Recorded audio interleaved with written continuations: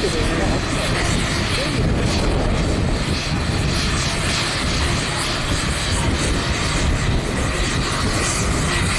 we see a helicopter flying over there. Oh, that's a helicopter.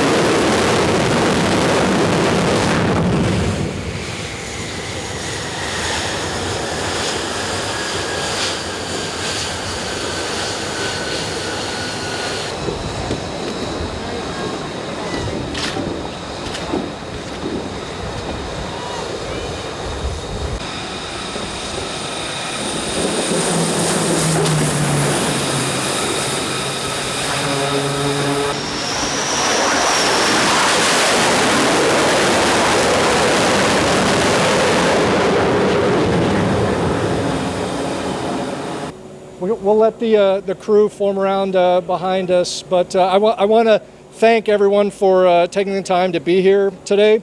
We're grateful for the opportunity to meet with you and show off this wonderful ship, and we hope your time here today will help you understand just how seriously we take our mission to support a free and open Indo-Pacific. Our commitment to our allies, partners, and friends has never been more important to this region than right now. Prior to our departure on January 3rd from San Diego, the Abraham Lincoln Carrier Strike Group underwent a rigorous 9-month training cycle to prepare for this deployment, displaying warfighting proficiency and professionalism. Since departing, we've worked with joint forces and allies and partners alike to enhance interoperability in the Philippine Sea, South China Sea, East China Sea, and the Sea of Japan. And most recently, our ships sailed alongside Japan's ship Inazuma of the Japanese Maritime Self-Defense Force in the Sea of Japan to sustain proficiency and sharpen tactical skills. These bilateral exercises showcase the teamwork and integration between the United States Navy and the Japanese Maritime Self-Defense Force in the Indo-Pacific. Our presence and engagement demonstrate our commitment to the region as we continue to protect our collective interests, enhance our security, and safeguard our shared values. The U.S.-Japan alliance is the cornerstone of peace and stability in the region and our Indo-Pacific security strategy. Together with Japan, we are committed to modernizing the alliance, strengthening joint capabilities, and aligning our strategies to address evolving security challenges in an integrated manner. At this time, I'll turn it over to Captain Amy Bauernschmidt, the commanding officer of the USS Abraham Lincoln, for her remarks. Good afternoon, everybody, and welcome. As the Admiral said, my name is Captain Amy Bauernschmidt. I'm the 15th commanding officer of the USS Abraham Lincoln. The USS Abraham Lincoln is the 5th of the Nimitz-class aircraft carriers that was built. She was commissioned on 11 November 1989. She's looking pretty good for her 32nd birthday. Since we left San Diego, we have flown approximately 8,677 flight hours. Of those, we did about 2,712 sorties or events during the day and about 2,425 at night. We've traveled over 32,480 miles. We've conducted in the neighborhood of 6 weapons shoots, 17 replenishments at sea, and conducted exercises along the USS Vinson, multiple times with our partners, the Japanese Maritime Self-Defense Force, and participated in exercises Noble Fusion and Jungle Warfare. Our presence in 7th Fleet shows the countries in the region that we support them and their internationally recognized rights. We routinely have the privilege, as I mentioned, of working with our Japanese Maritime Self-Defense Forces. We've done it, I think, each month that we've been out here on deployment. Every day, the 5,000 sailors, average age about 21.8 years old, work exceptionally hard to ensure the freedom of navigation, the free flow of commerce through the Indo-Pacific region. For more than 75 years, our presence here has been largely peaceful, both because of our commitment and the firepower that we bring to the fight. We've got some of our sailors behind us, both from some of the locations where our distinguished visitors are from, but just as a representative of the incredible folks that make it happen every day while we're out here. And with that, I will turn it over for questions for either the Admiral or myself. Good afternoon. First, I'd like to thank the Admiral and the Captain for hosting us on their ship today. It's an honor to be aboard the USS Lincoln. I'd like to express my deep appreciation to Admirals Thomas and Lottie and all the crew for your commitment to the security of the United States, our ally Japan, and ensuring that freedom reigns here in the Indo-Pacific. I'm also delighted to be here with my good friend, the Foreign Minister, Hayashi, on this historic visit to the U.S. Abraham Lincoln. Yogi, this kind of thing does not happen every day, as we know. An ambassador and a foreign minister on board of a U.S. aircraft carrier, but I'm happy to be here with you today. Today, the foreign minister and I saw a powerful demonstration of our naval and air capabilities with the F-35 and the E-2. These are capabilities that the United States shared with Japan, and now both of our countries deploy. The U.S.-Japan alliance has never been stronger. Thanks to the Prime Minister Kishida's leadership, we are cooperating in ways that would not have been possible, much less thinkable, just a few years ago. I want to thank Japan for moving from alliance. I just want to say I could have used that when I was mayor a couple times, okay? I want to thank Japan for moving from alliance protection to alliance projection. This is an evolution and a revolution in their strategic thinking, which we fully support. In this region of the world, the USS Lincoln conducted a bilateral exercise with the Japan Maritime Self-Defense Force in the Philippine Sea and East China Sea earlier this week. And just 2 days later, the USS Lincoln hosted South Korea's Joint Chiefs of Staff Chairman and the U.S. Forces Korea Commander aboard this same aircraft carrier. Part of today's program with the Foreign Minister included viewing the military equipment that projects deterrence under our alliance. Believe me, we are not the only ones around the world who are watching this, and if others have taken note, as they should. Most importantly, we met some of the service members who embody the alliance. The sailors and commanders who, alongside our Japanese allies, protect the international waterways and airspaces. Investing equipment is important. But as the father of a U.S. Navy officer son,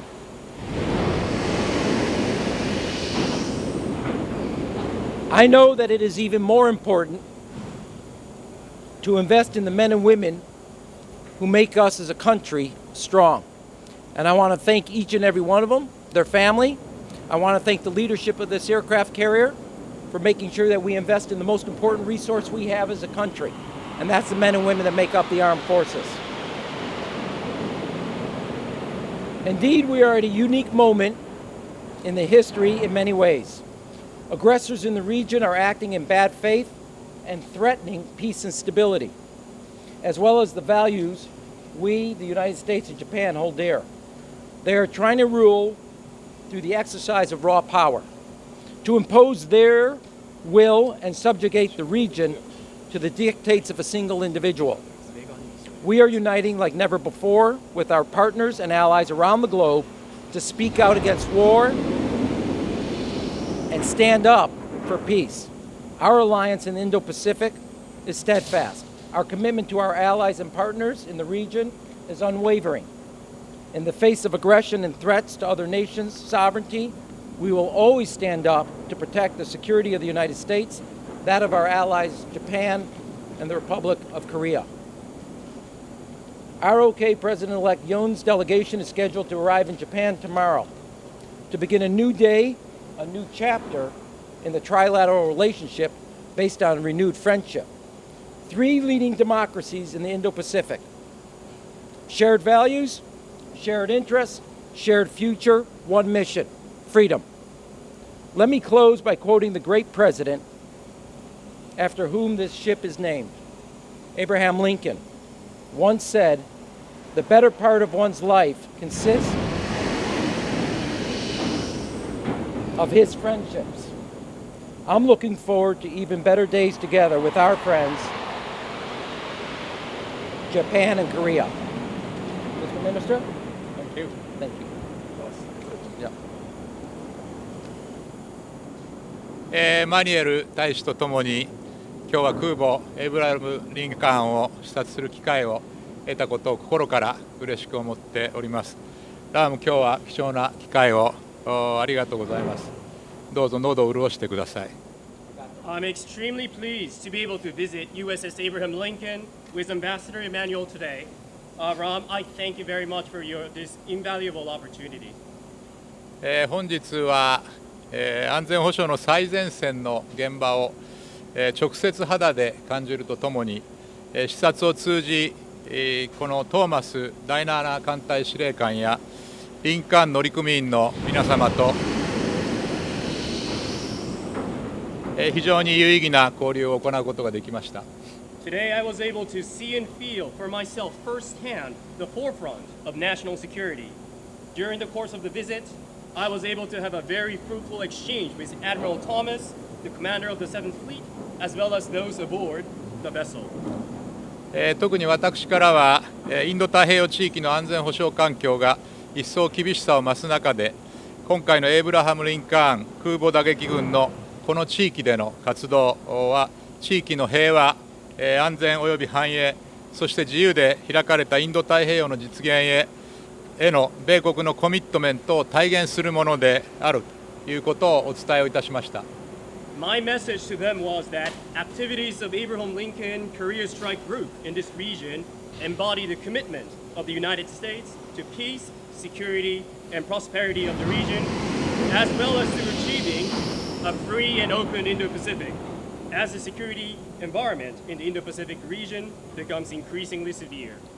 先ほどラームからもあったように、本日の視察に先立ち、エイブラハム・リンカーン空母打撃群は自衛隊ともさまざまな訓練を実施しています。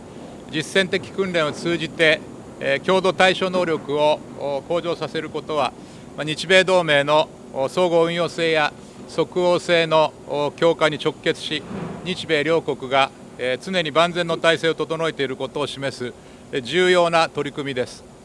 As Rob mentioned earlier, ahead of today's visit, this Korea Strike Group has conducted various exercises with the Self-Defense Force.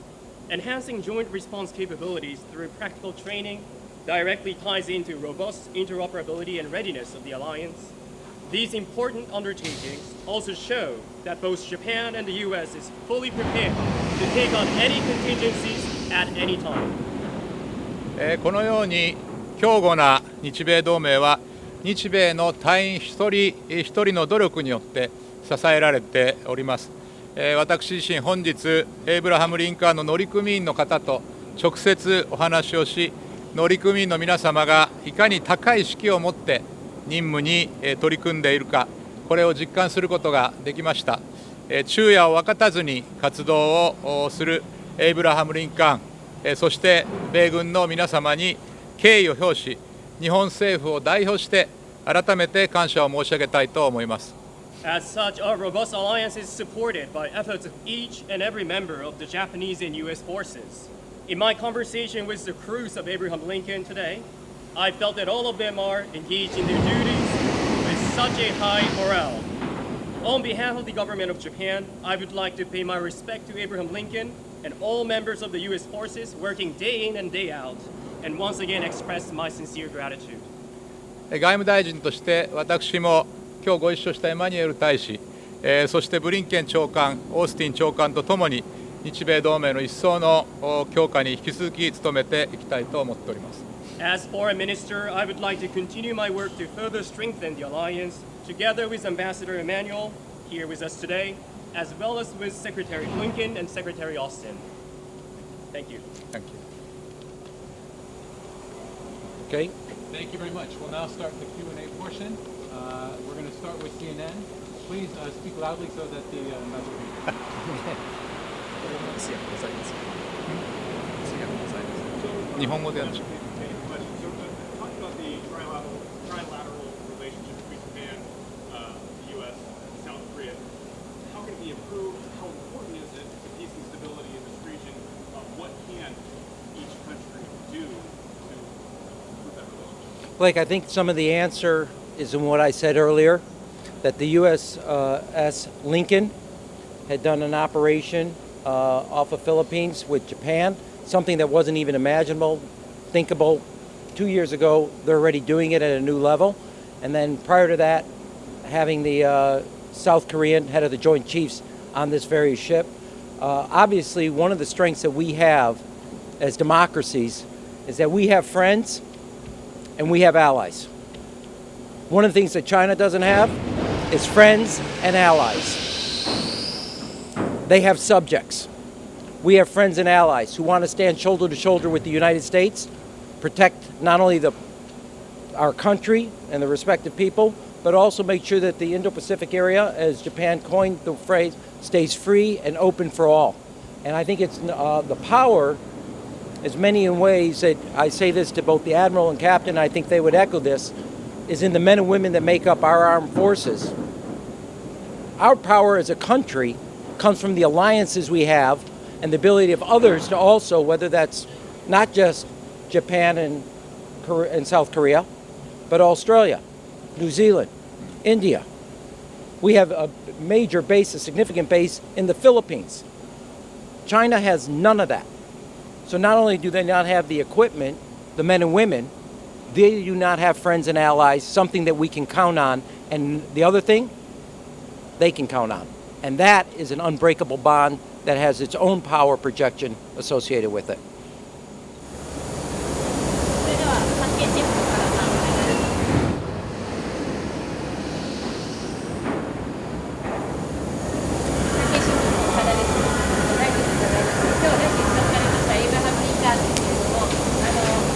母打撃群、このエイブラハム・リンカーンを中心とする空母打撃群が今月日本海に展開して、また日米で共同訓練も行われました。この訓練を通じてですね、中国や北朝鮮に向けてどのようなメッセージを発信したとお考えでしょうか。また韓国ではですね、新しい政権が誕生しますが、今後の日米韓の軍事演習についてどのようにお考えでしょうか。はい、ありがとうございます。この訓練は特定の国をですね、念頭に置いて実施するものではございませんけれども、今お話になったように日米間の実践的な訓練を通じてですね、共同対処能力、これを向上させることは、日米同盟の総合運用性、即応性、この強化に直結してですね、日米両国が常に万全の体制、これを整えていることを示す、重要な取り組みであると考えております。また先般ですね、ICBM 級の弾道ミサイルの発射を含めて、北朝鮮による核・ミサイル開発、これが一層活発化する中でですね、北朝鮮への対応を含めて対応をはじめ日米間のですね3カ国の連携も重要であります。そうした観点から日本側としてはですね、今お話になったような点も含めて米国そして韓国とですね緊密に意思疎通をしていく考えであります。Thank you very much. Next question will go to the Wall Street Journal. Question was just asked, Peter Landis from the Wall Street Journal. Question was just asked of the Admiral, I think. What lessons were learned from the Ukraine conflict, the Ukraine war, that would be relevant out here in Asia? I wonder if you could just talk about that subject.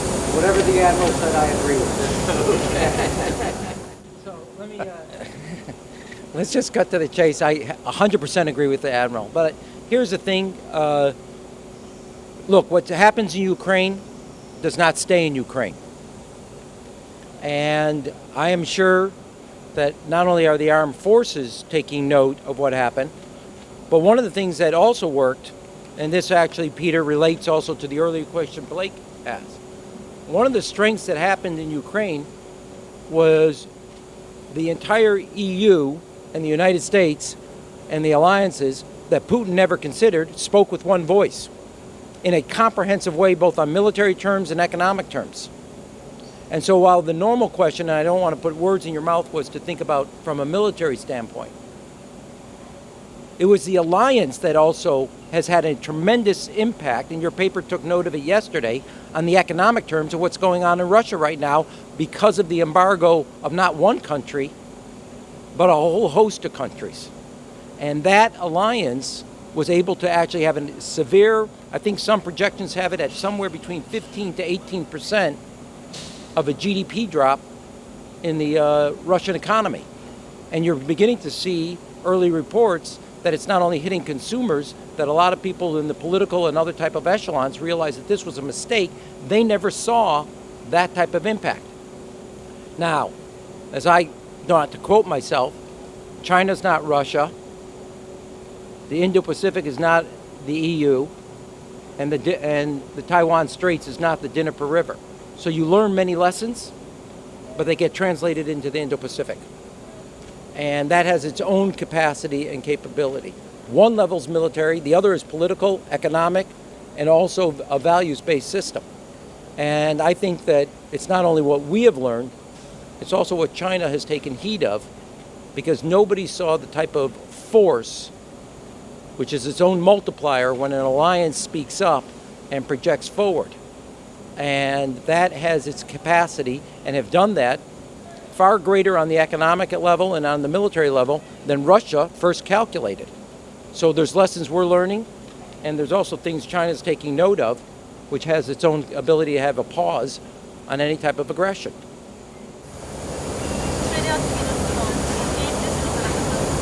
通信の田中です。ロシアによるウクライナの軍事侵攻が欧州では続いていますが、インド太平洋地域でも、中国のような覇権主義国による一方的な現状変更の懸念が高まっています。で、軍事同盟の必要性が再認知されるわけですが、現在の日米同盟でこのような危機に十分対処できるとお考えでしょうかということと、またその同盟の、対処力や抑止力を強化するために、米国と日本それぞれがどのような役割を果たしていくべきだと思いますか。はい、ありがとうございます。まさにですね、地域の安全保障環境、これが一層厳しくなる中で、日米同盟はインド太平洋地域と、さらに国際、社会の平和と安定の礎、この役割を果たしております。地域及び国際社会にとっても極めて重要な存在になっております。そして直近の日米2+2においてですね、日米同盟の抑止力、対処力、この抜本的強化に向けて具体的な議論を進めるということを確認をしました。さらに領域横断的な能力の強化、そして即応性、また強靭性、さらには総合運用性の向上、宇宙サイバー分野での協力の進化、そして新興技術を取り組む技術協力、情報保全の一層の強化、こういったですね、取り組みの重要性について一致をしたところであります。こうした点を踏まえてですね、日本の防衛力、これを抜本的に強化をするということも含めてですね、日米同盟の抑止力、対処力、この一層の強化に向けてですね、米国と引き続き緊密に連携を強化していきたいと思っております。Before we wrap up, I want to make one comment. And this is both as a United States ambassador, but also as I said earlier, a father of a Navy officer. I couldn't be more impressed with the selflessness and the sense of service of these young men and women. An incredible sense, and I would just say this, you know, back in the States, you know this, we have a debate about what makes up the 1%. In my view, the real 1% is not based on wealth. It's based on a sense of sacrifice, service, and to something bigger and stronger than yourself.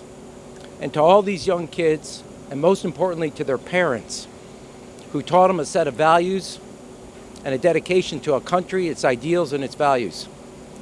We'll say thank you, but it doesn't really capture our expression of gratitude.